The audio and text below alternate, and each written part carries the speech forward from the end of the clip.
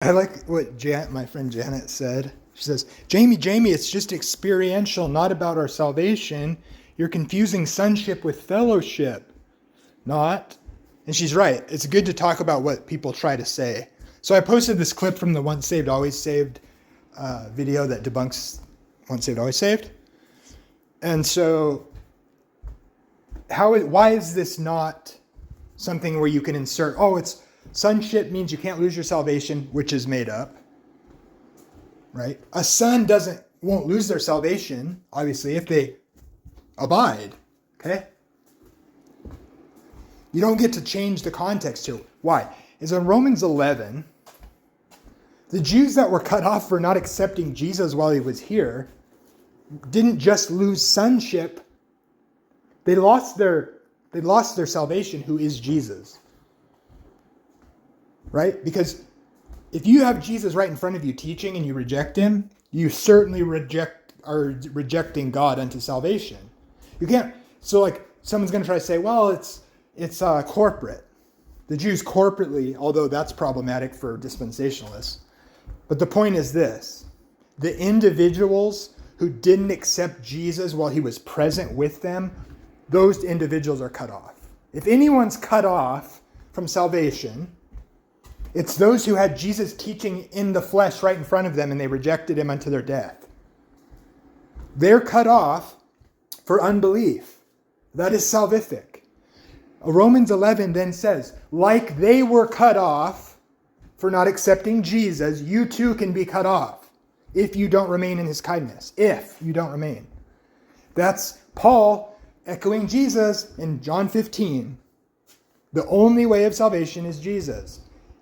Like those who didn't accept Jesus are cut off for their unbelief,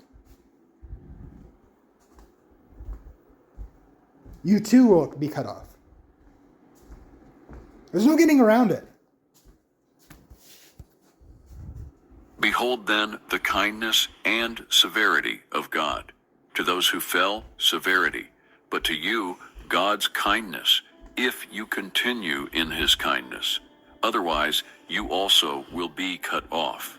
In Romans chapter 11, Paul makes very clear declarations that you can absolutely forfeit your salvation. Paul is giving a warning to believers that just as Israel, we see, was cut off and the Gentiles were grafted in, it says we should not have any reason to be boastful, because it says we could also be cut off. But let me tell you, he says, you're only going to continue to be grafted in if you continue to trust, if you continue to live in his goodness. If you don't, you'll be cut off just like they were.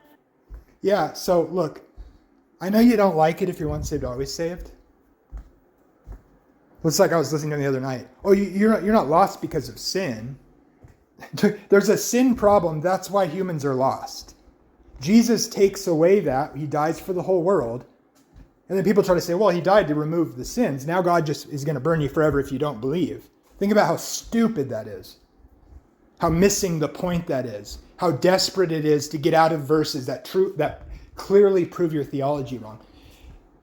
Look, man, there's a lot of people out here twisting scripture to uphold their tradition. It's a lot of garbage. Why is Protestantism so fragmented? Because people are liars. Because people are liars. Because their tradition matters more than obeying God. And so they're willing to make the scripture say something absurd and inconsistent with itself. That doesn't undermine Protestantism. It undermines people who claim to care about what scripture says, and they don't. They care about upholding their tradition. So, I just believe the Bible.